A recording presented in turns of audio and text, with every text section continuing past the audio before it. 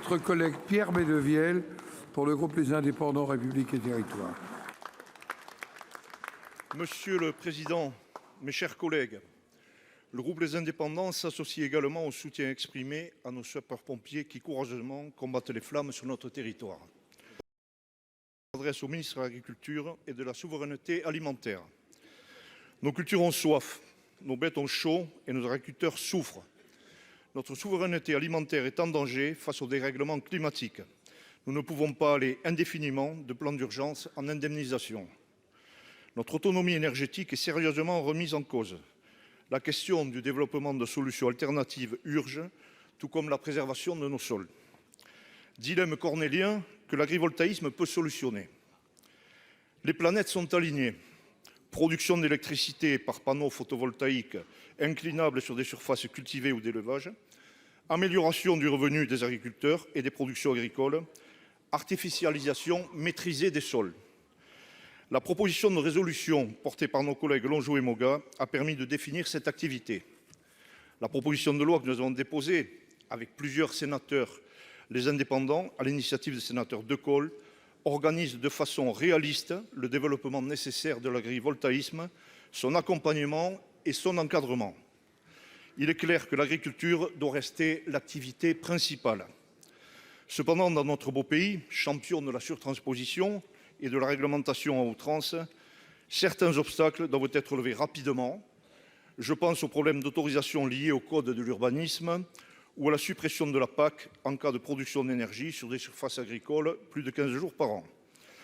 Monsieur le ministre, ces installations de panneaux sont démontables, ne présentent aucun danger pour l'environnement et constituent, à l'heure d'un changement climatique galopant, un réel espoir pour nos agriculteurs en matière de protection des cultures, des élevages et d'amélioration de leurs revenus. Comment comptez-vous lever les obstacles et encourager rapidement le développement de l'agrivoltaïsme pour le bien de nos agriculteurs et de notre souveraineté alimentaire? Pour vous répondre, la parole est au ministre de l'Agriculture et de la Souveraineté alimentaire, Monsieur Marc Fesneau. Monsieur le ministre.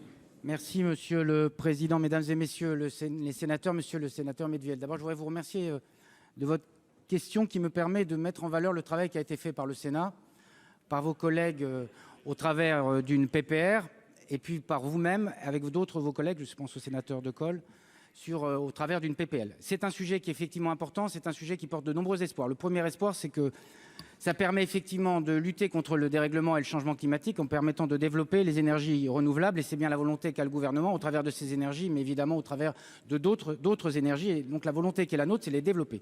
Deuxième élément, vous l'avez dit, l'idée c'est de développer l'agrivoltaïsme sur une base qui est l'agriculture comme activité principale. Ça permet à la fois d'assurer un revenu complémentaire pour les agriculteurs, ça permet aussi de produire de l'énergie renouvelable et de protéger un certain nombre de sols et de développer un certain nombre d'activités. Donc évidemment, ça a une vertu qui est importante.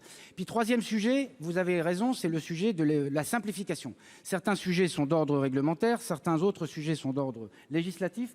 Je voudrais souligner le travail qui, sous l'autorité de la Première ministre, est en train d'être mené pour, sur ces énergies voltaïque, photovoltaïque, comme sur les énergies, d'autres énergies renouvelables, doivent viser sous l'autorité de la Première ministre avec Agnès Pannier-Runacher à faire en sorte de simplifier les procédures d'un point de vue réglementaire ou législatif pour que rapidement les projets se développent.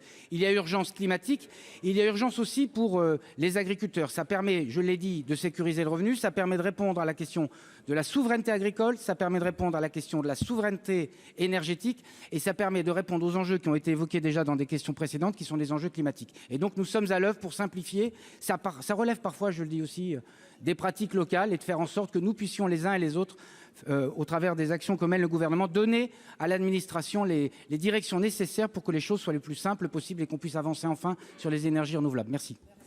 Merci. La parole est